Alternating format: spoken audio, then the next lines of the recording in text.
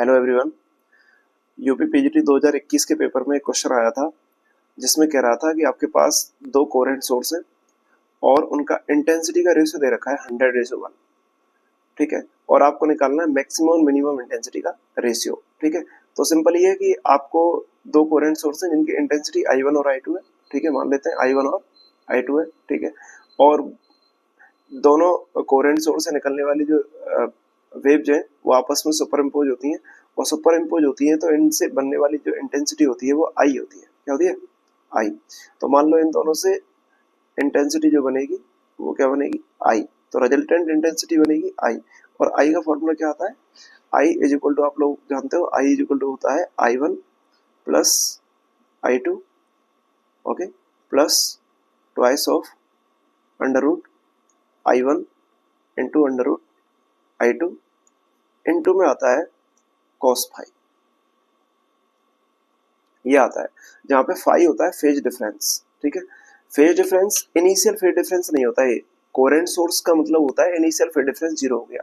ठीक है, ये वाला जो फेज डिफरेंस होता है वो जिस पॉइंट पे इंटरफेरेंस होता है उस पॉइंट का फेज डिफरेंस होता है, उस पॉइंट पे दोनों के बीच में फेज डिफरेंस आ जाता है। राइट, अब यहाँ पर ये बन गया। ठीक है, अब देखो यहाँ पे इंटेंसिटी, आप लोग जानते हो कि यंग डबल स्लिट एक्सपेरिमेंट में आपने पढ़ा होगा कि अगर आपके पास कोई भी एक इस तरीके से कोरेंट सोर्स होता है, ऐसे करके कोरेंट सोर्स बना लेते हैं। ठीक है, और यहाँ से ये दो कोरेंट सोर्स हो गए, यहाँ से लाइट इस तरीके से ऐसे निकलेगी और यहाँ से इस तरीके से लाइट बीम निकलेगी। ठीक है, तो यहाँ पर पर्दे पर मैक्सिमम और मिनिमम आपको मिलते हैं। कहीं पर इंटेंसिटी मैक्सिमम मिलती है और कहीं पर मिनिमम मिलती है, कहीं पर मैक्सिमम और कहीं पर मिनिमम। इस तरीके से आपको एक पैटर्न दिखाई देता है जिसको इंटरफेरेंस पैटर्न कहते हैं, या इसका इस तरीके से आपको दिखेगा। तो इसको मान लेते हैं ये मैक्सिमा है, तो यहाँ पर हो जाएगा मिनिमा। तो dark bright dark bright dark bright ऐसे करके एक पैटर्न आपको मिलता है अल्टरनेटिव ऑर्डर में। तो ये आपका इंटरफेरेंस पैटर्न होता है। ठीक है, maxima minima maxima minima maxima minima का इस तरीके से। ठीक है, तो वहां पर हम इंटेंसिटी अगर निकालते हैं ना तो इंटेंसिटी इस तरीके से आती है।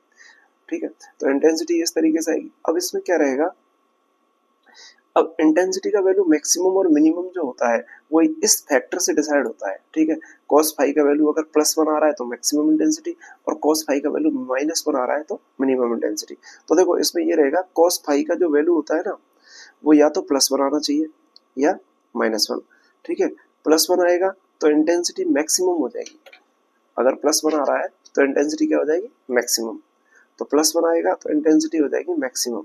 तो हम कहेंगे इस सिचुएशन में मैक्सिमम इंटेंसिटी आपको मिलेगी। और अगर -1 आएगा तो आपको इंटेंसिटी मिलेगी मिनिमम, मिनिमम इंटेंसिटी आएगी। तो ये जो आई है ना, ये जो रिजल्टेंट जो आई आ रहा है, इसका वैल्यू मैक्सिमम कब होगा? जब cos फाई का वैल्यू 1 होगा, और मिनिमम कब होगा? जब cos फाई का वैल्यू -1 होगा। राइट, और इसके लिए +1 और cos फाई का वैल्यू +1 और -1 होने के लिए क्या जरूरी है? फाई जो होता है, फाई जो एंगल है, फेज एंगल, ठीक है, ये या तो पाई का इवन मल्टीपल हो या पाई का ऑड मल्टीपल हो। यदि ये पाई का इवन मल्टीपल होगा तो इसका वैल्यू, तो हम कहेंगे cos पाई का वैल्यू +1 आएगा। cos पाई का वैल्यू क्या आएगा? +1। सब जानते हैं कि cos 2 पाई 1 होता है, cos 3 पाई 1 होता है, cos 4 पाई 1 होता है, cos 0 1 होता है। ठीक है, अब देखो अगर ये पाई का ऑड मल्टीपल है, अगर पाई का ऑड मल्टीपल होगा तो 2m+1 पाई आएगा। तो यहाँ से हम कहेंगे cos पाई का वैल्यू आ जाएगा -1। ठीक है, क्योंकि सब जानते हैं अगर cos पाई का वैल्यू -1 होता है, cos 3 पाई का -1 होता है, cos 5 पाई का -1 होता है, तो इस तरीके से हम कहेंगे ये +1 आएगा और ये -1 आएगा। ठीक है, तो ये दोनों सिचुएशन है। तो ये कंडीशन किसके लिए है? मैक्सिमा के लिए। और ये कंडीशन किसके लिए? मिनिमा के लिए।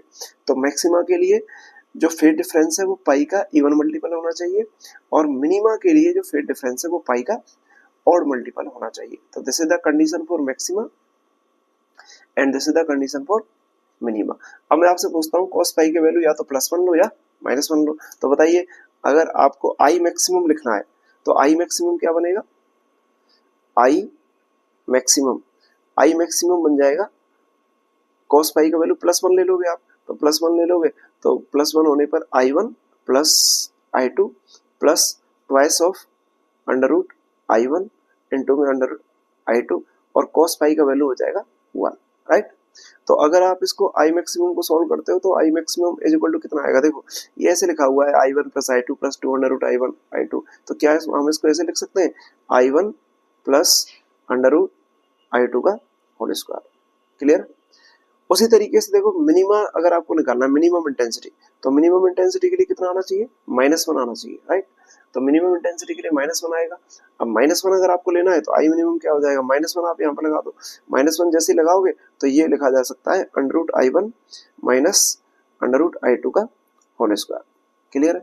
आपको पूछा है मैक्सिमम और मिनिमम इंटेंसिटी का रेशियो निकालो, तो मैक्सिमम और मिनिमम इंटेंसिटी का अगर आप रेशियो निकालोगे तो रेशियो क्या आएगा, आई मैक्सिमम अपॉन में I minimum is equal to क्या हो जाएगा, इन दोनों का रेशियो आ जाएगा। इन दोनों का जब आप रेशियो करोगे तो ये ऐसे लिखा जा सकता है √I1 अपॉन I2 प्लस 1 का होल स्क्वायर अपॉन में √I1 अपॉन I2 माइनस 1 का होल स्क्वायर। जब आप दोनों का रेशियो करोगे ना, तो रेशियो करने पर इस रेशियो को हम ऐसे भी लिख सकते हैं। ऐसे कैसे लिखोगे, √I2 का डिवाइड कर देना ऊपर और डिवाइड कर देना नीचे, तो ये आ जाएगा। ठीक है, तो इस तरीके से आप लिख दोगे। अब देखो आपको I1 और I2 का रेशियो कितना दे रखा है, 100/1। यहाँ पर आपको दे रखा है I1 upon I2 is equal to कितना है, 100/1। ये गिवन है, ये क्वेश्चन में क्या है, गिवन है। अगर ये क्वेश्चन में गिवन है तो यहाँ पे आप इंप्लीमेंट करो इसका। जब यहाँ पे इंप्लीमेंट करोगे तो I1 अपॉन I2 देखो कितना है, 100/1 है। ठीक है, अगर इसका अंडर रूट लोगे तो कितना आएगा, 10 आएगा। तो आपका आंसर क्या आएगा, 10 + 1 अपॉन 10 - 1 का होल स्क्वायर। इस तरीके से आ जाएगा। अब बताओ 10 + 1 कितना होता है, 11, और 11 का होल स्क्वायर कितना होगा, 121, और 10 - 1 कितना होता है, 9, और 9 का होल स्क्वायर कितना होता है, 81। तो आप क्या लिख सकते हो, I maximum upon I minimum is equal to आ जाएगा 121/1, 81, 121 अपॉन में 81। तो 121 और 81 किस में है, ऑप्शन नंबर 4 में। तो ये आपका आंसर हो गया। क्लियर। तो इस क्वेश्चन को सॉल्व करने के लिए आपको बस इतना ध्यान रखना है कि मैक्सिमम और मिनिमम इंटेंसिटी कितने क्या होती है। ठीक है, ऑलराइट।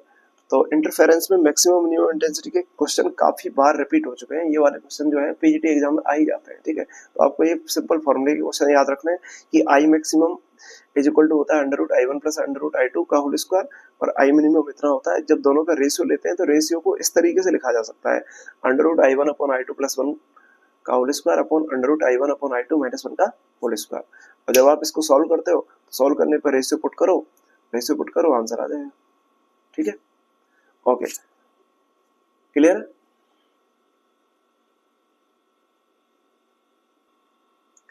अब इसी प्रॉब्लम के जैसा ही एक प्रॉब्लम है, ठीक है, सिमिलर प्रॉब्लम आपके सामने है।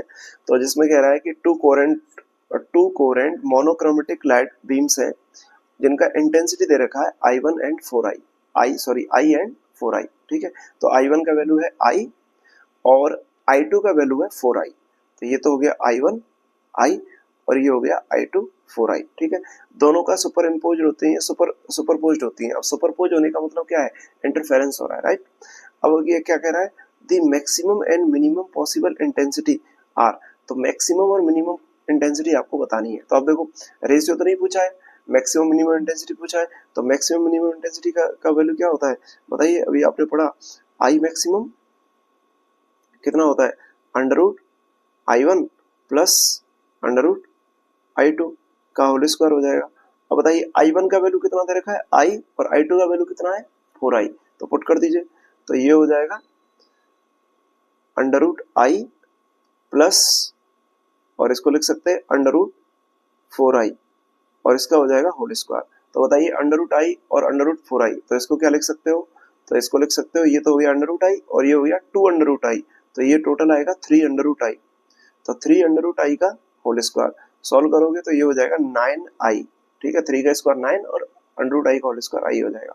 क्लियर। अब उसी तरीके से आपको आई मिनिमम लिखना है, आई मिनिमम क्या बताया अभी मैंने आपको, √I1 माइनस √I2, और इसका क्या हो जाएगा होल स्क्वायर। तो जैसे ही आप पुट करोगे तो ये हो जाएगा √I माइनस √4I, और इसका हो जाएगा होल स्क्वायर। जब सॉल्व करोगे तो यहाँ से आएगा 2√I और यहाँ से आएगा √I, और 2√I में से एक गया तो कितना बचेगा अंडर रूट आई बचेगा, तो अंडर रूट आई का होल स्क्वायर, और अंडर रूट आई का होल स्क्वायर करोगे तो आंसर आएगा आई। तो आप देख लीजिए आपका कौन सा ऑप्शन सही है, तो आपका ऑप्शन नंबर थर्ड करेक्ट है। तो ऑप्शन नंबर थर्ड करेक्ट हो जाएगा, जिसमें आएगा 9i एंड i। ठीक है, ओके। तो मुझे लगता है कि इंटरफेरेंस का कॉन्सेप्ट आपका क्लियर हो गया होगा, जिसमें आई मैक्सिमम आई मिनिमम का क्वेश्चन अगर आपको आता है तो इस तरीके से कर सकते हो। और भी इस पे अगर क्वेश्चन बनेगा इंटरफेरेंस से रिलेटेड, इस तरीके से कोई क्वेश्चन बनता है पीजीटी एग्जाम में, तो एक तो क्वेश्चन ये बनता है आई मैक्सिमम आई मिनिमम का रेशियो निकालो, एक क्वेश्चन बन सकता है आई मैक्सिमम आई मिनिमम का वैल्यू निकालो। ठीक है, और ऐसे पूछ सकता है कि आई मैक्सिमम किसी पॉइंट पे आई मैक्सिमम आ रहा है, किसी पॉइंट पे आई मिनिमम आ रहा है, तो दोनों का डिफरेंस निकालो। ठीक है, तो डिफरेंस का क्वेश्चन बन सकता है, रेशियो का क्वेश्चन बन सकता है, दोनों का इंडिविजुअल वैल्यू पूछ रहा है, इसका क्वेश्चन बन सकता है। ठीक है, और मैक्सिमम और मिनिमम के लिए कंडीशन क्या है, मैक्सिमम मिनिमम के लिए फेज डिफरेंस का वैल्यू पाई का इवन मल्टीपल होना चाहिए, और मिनिमम के लिए, मिनिमम इंटेंसिटी के लिए फेज डिफरेंस का वैल्यू पाई का ऑड मल्टीपल होना चाहिए। तो ये ऑड मल्टीपल है, आप जानते हैं ऑड नंबर को ऐसे लिखते हैं 2m+1, और इवन नंबर को लिखते हैं 2m। ठीक है, तो ऑड मल्टीपल है तो मिनिमम है, और इवन मल्टीपल है तो मैक्सिमम है। तो ये है फेज डिफरेंस की कंडीशन, फेज डिफरेंस की, पार्ट डिफरेंस की नहीं है। अगर पार्ट डिफरेंस की कंडीशन लिखोगे तो पार्ट डिफरेंस की कंडीशन में क्या करना पड़ेगा, फाई की वैल्यू पुट कर दोगे 2π/λ, 2π/λ। जैसे फाई की वैल्यू 2π/λ पुट करोगे तो वहां से फिर आपको मिल जाएगा। ठीक है, कि जो पाथ डिफरेंस फेज डिफरेंस का वैल्यू होता है 2π/λ इनटू में path difference, right. Phase difference का वैल्यू होता है 2π/λ इनटू पार्ट डिफरेंस। तो फिर आप वहां पे 2π/λ इनटू पार्ट डिफरेंस करोगे तो फिर आपको कंडीशन मिल जाएगी पाथ डिफरेंस के टर्म में, और ये कंडीशन किसके टर्म में है, ये है फेज डिफरेंस के टर्म में। चलेगा, ऑलराइट। चलो मैं वो कंडीशन भी बता देता हूँ आपको। ठीक है, तो देखो पार्ट डिफरेंस के टर्म में अगर वो कंडीशन लिखनी है तो उसको सिंपली आपको क्या करना है, ये जो कंडीशन मैंने लिखी है ना, इसी कंडीशन को इस तरीके से लिख देना है। यहाँ पे देखो ये इस तरीके से होता है। अगर आपको मैक्सिमम मिनिमा की कंडीशन लिखनी है तो आप क्या लिख रहे हो, देखो फाई को इस तरीके से लिखते हैं 2π/λ इनटू डेल्टा। ठीक है, ऐसे लिखते हैं। ऑलराइट, अब इसका वैल्यू क्या करना है, इसका वैल्यू दो, या तो ये जो पूरा टर्म है ना, इसका वैल्यू या तो 2m पाई के इक्वल होना चाहिए, और या 2m+1 पाई के इक्वल होना चाहिए। अब देखो पाई अगर आप दोनों को इक्वल करोगे तो पाई से पाई कैंसिल हो जाएगा। ठीक है, तो डेल्टा का वैल्यू क्या बचेगा, इस कंडीशन में आएगा delta is equal to m lambda, lambda का इंटीजर मल्टीपल, और यहां से अगर आप सॉल्व करोगे तो यहां से आ जाएगा delta is equal to 2m+1 into में λ/2 सॉल्व करने पे। ठीक है, तो यहाँ पे आप कह सकते हो कि भाई मैक्स, ये कंडीशन किसकी होगी, ये कंडीशन होगी मैक्सिमा, ये कंडीशन होगी फॉर मैक्सिमा, और ये कंडीशन किसके लिए हो जाएगा, ये हो जाएगा फॉर मिनिमा। ठीक है, तो आप ये कह सकते हो कि अगर आपको इंटरफेरेंस मैक्सिमा की कंडीशन लिखनी है तो पाथ डिफरेंस, ये डेल्टा जो है ना वो पाथ डिफरेंस है, पाथ डिफरेंस लैम्डा वेवलेंथ हो गई। ठीक है, वेवलेंथ का इंटीजर मल्टीपल होना चाहिए, और मिनिमा की कंडीशन क्या होगी कि पार्ट डिफरेंस λ/2 का ऑड मल्टीपल होना चाहिए। ध्यान रखना λ/2 का ऑड मल्टीपल है और लैम्डा का इंटीजर मल्टीपल है, तो मैक्सिमा के लिए इंटीजर मल्टीपल होना चाहिए और मिनिमा के लिए λ/2 का ऑड मल्टीपल होना चाहिए। ये पार्ट डिफरेंस की कंडीशन है। और फेज डिफरेंस की क्या है, 1 और -1 आना चाहिए कॉस का वैल्यू, और वो कब आएगा, या तो पाई का इवन मल्टीपल हो या पाई का ऑड मल्टीपल हो। चलेगा।